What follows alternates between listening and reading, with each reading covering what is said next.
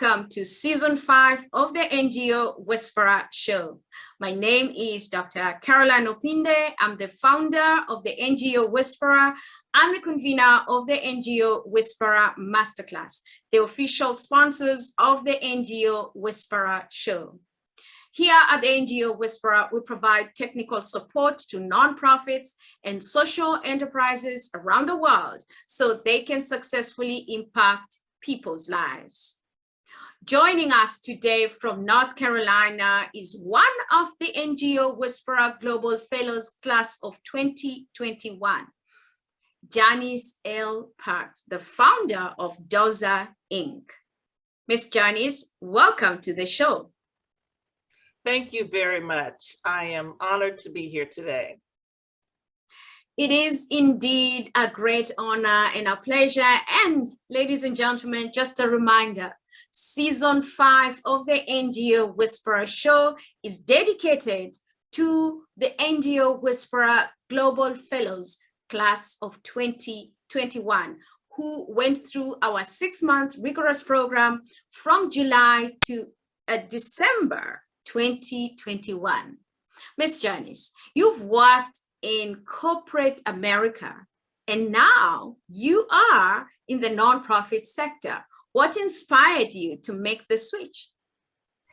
Well, actually, I did work some in corporate America. I've done several different things. My primary focus in the beginning was medicine, and I have a degree in X-ray technology. However, I did work in corporate America as it relates to clinical research, but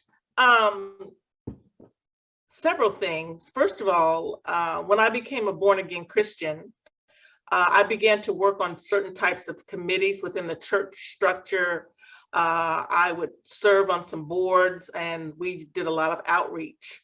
And so I worked with a lot of humanitarian initiatives within the church body. So primarily, that's the biggest influence that I've had. Wonderful. What inspired you to set up DOZA Inc? Where do you implement your programs? Who are your beneficiaries? And who is supporting you as a partner or partners to implement your programs? So what inspired me was I wrote a book called Daughters of Zion Arise.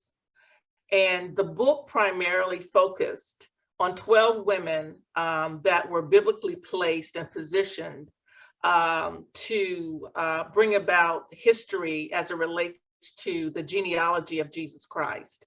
And these women were powerful women. They were business women. They were warriors. They were people of family. They loved family. And they were used to implement the plan of God in the future of the coming of the Lord and Savior Jesus Christ. So that book is actually Daughters of Zion Arise, is the initials of DOZA, D-O-Z-A. So that part is how that came about. And what was your other question? Where do you implement your work? So primarily, I've been working in the United States for many years doing community outreach. And so about 2 years ago, I began to expand on the footprint. And we are currently in Kenya, Uganda, and in the very near future, we'll be implementing in Nigeria as well. Who are your partners in Kenya and Uganda where you currently are running your programs? Well, we have directors in Kenya.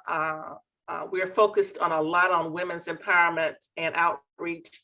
And also in Uganda, we have directors there. We are implementing several different outreach initiatives there. And just recently, we have had the awesome opportunity to partner with Global Peace Let's Talk, Dr. Nikki DePina, and also Dr. Irene Kamara, young entrepreneurs out of South Africa. But actually, Dr. Irene Kamara is from Uganda, so that's a really good fit for us because she counsels us on certain different types of things that go on that we need to know about Uganda.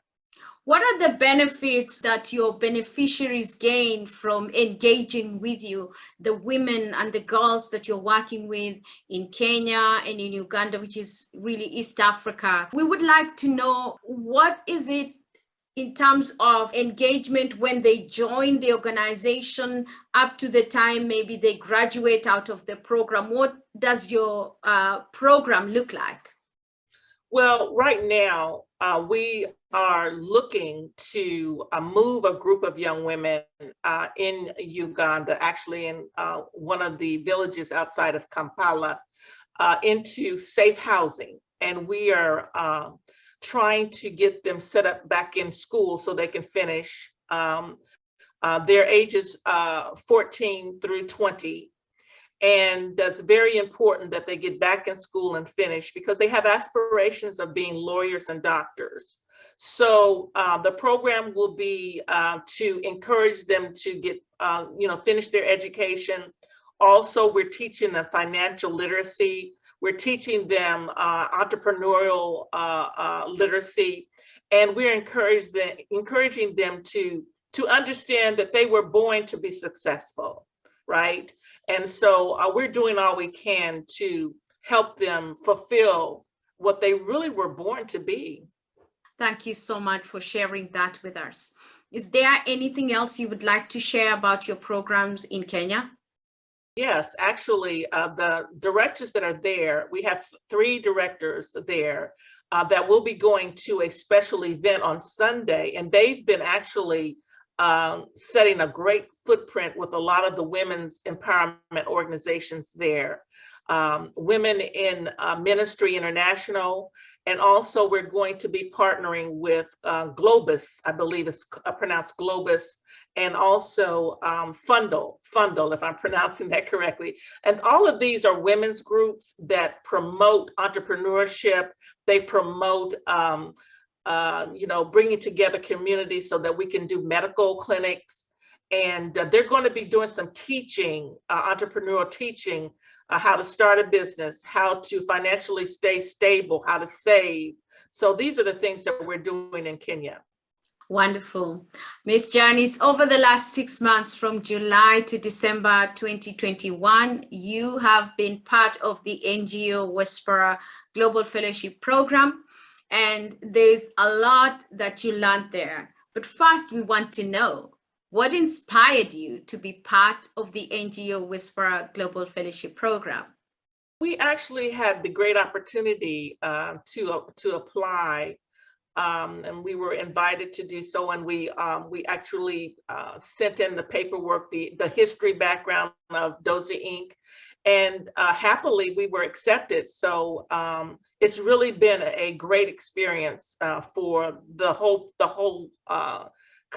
organization, because not just for myself, but some of the directors have been in on some of the classes, and they benefited from what we've learned as well. Thank you so much for the positive feedback. As you've rightfully mentioned, there's been lots that your team and yourself have learned over the last 6 months, July to December 2021, during the fellowship program, as well as the free masterclasses where you had the opportunity to invite your team to come through. Now, you've learned so much, but we want to know, what are the top 3 key areas of learning or insights or new knowledge that came out as aha moments, or moments that you thought, wow, this is something new that I learned? Well, how to be proficient in grant writing. Also, what we've learned, how to make sure that you align yourself, that you align your organization with those funding capacities that are also in line with your vision and your mission. Very important. And I guess the third one would be, that your branding should be top notch, that you should present yourself in a certain light that lines up with your vision and your mission. So in other words, your branding should be superb. It should be excellent. Everybody in the organization should follow suit with how you want to present your branding. So everybody should be on the same page. Wonderful. For those three areas of learning and many others that you may have not mentioned but have directly impacted your team and yourself and your board as a whole, share with us, what are some of the changes that you have implemented in the organization, even as you're going through the fellowship program or now as you have completed it? Well, the biggest change is that we have learned how to organize our thinking in such a way that we think differently about how we go after grants and funding and relationships. And we don't waste our time involving ourselves in areas that don't apply to what we need to focus on. That is a really important learning. Now, speaking of aligning yourself with what is relevant to where you're going, share with us, what does the future look like for DOZA Inc? Oh my, it's a bright future. What we have as a strategic plan is to gather funding to implement travel from the United States to Africa next year. That whole plan is to do fundraising event there, to do medical clinic there, to get to know those people that we've been actually building relationships with for 2 years now. So we'll get to see them face to face. We actually, I didn't mention, we have a water tank project going on in Eastern Kenya that we have partnered with Intumbi Primary School, and there's going to be a clinic there, and we're also going to make sure that we get the water tank elevated so they can have clean water. I meant to mention that. So that's in the future as well. But the big thing is us coming from, we're going to take a team from the United States, audio visual. We're going to be recording the different places that we're going to go in Kenya and Uganda. I plan to be there for at least 2 months. And so those are the types of things that we're going to be doing. And so that's the biggest thing on the agenda.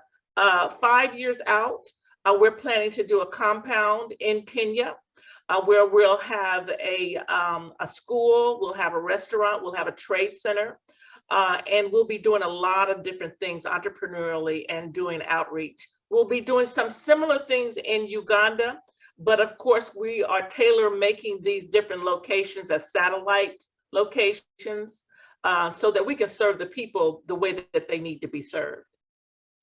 What a wonderful project you have. I cannot wait to be part of this, since you are part of the NGO Whisperer Global Fellowship Program, and to work with you to see this come to fruition. Miss Janice, as we come to the end of this episode today, what message do you have for the governments in the countries that you're operating in, of course, the United States, that's where you're based, Kenya, Uganda, and Nigeria, civil society organizations, and good citizens on supporting entrepreneurship, especially among women and girls? Oh, wow, that's a lot.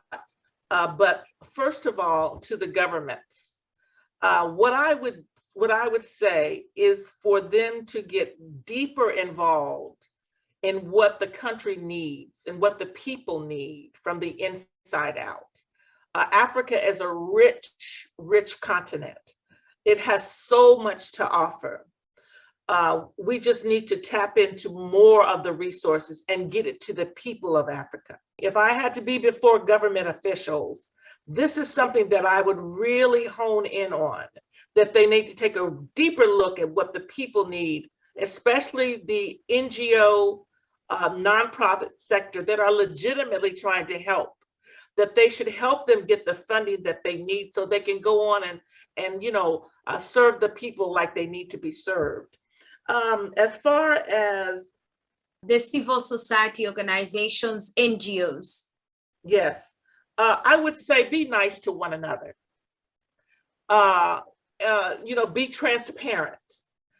When you align with each other, be honest. When you go into a relationship, lay everything out on the table and what is to be expected. Make sure you make it legal. Bind yourselves with agreements so that everybody knows what everybody else is doing. And then just the sky is the limit. The sky is the limit. What about good citizens? They have a role to play in empowering or enterprising women and girls. What message do you have for good citizens? Well, to the good citizens, I would employ you to take a look at what your purpose is. And also too, because everybody has a mother, a wife, or if they don't have a wife, they may have a niece, a daughter. And these young women and older women, they're involved in certain things that you need to support them with. Think about them. Think about them being involved in entrepreneurship and nonprofit, that type of thing. And give when you can. And if you can't give financially, give your time to help support them to get to where they need to go. And also with the funding part, many of us travel. So help them travel. If you are a Delta Sky Miles person, just as an example, give them some of those miles to travel to Africa or wherever they need to be. It's all, an in-kind. It can be an in-kind gift. It's all kinds of different ways, as we've learned these past 6 months. There's all kinds of different ways to give. Thank you so much, Janice L. Parks, founder of DOZA Inc., based in North Carolina, the United States, but having programs implemented in Africa, in Kenya, Uganda, and soon in Nigeria. We are so honored to have you as one of the NGO Whisperer Global Fellows Class of 2021, and also to have you today here at the NGO Whisperer Show. Thank you. Thank you. Ms. Janice, where can people find you on social media? Well, we have several different ways. We are out on Facebook, we're on Twitter, we're on Instagram, and we have a website. You can just Google us, DOZA Inc., and it'll come up, and you can go out, take a look at our programs, take a look at our projects, and you can email us as well. The email address is out there online. So there's many ways to come in contact with us. You can call me directly. I'd be glad to talk to you. We're on WhatsApp. And so, there's all kinds of different ways that you can also get in touch with us. And of course, there's Dr. Carolyne, the NGO Whisperer. We would like to just say that the NGO Whisperer is an excellent start if you're someone that wants to really learn all you can about how to operate an NGO proficiently and do it in an excellent way. Thank you so much for the positive feedback. We appreciate you, Ms. Janice. Ladies and gentlemen, we invite you to subscribe to our YouTube channel and follow us as well on social media.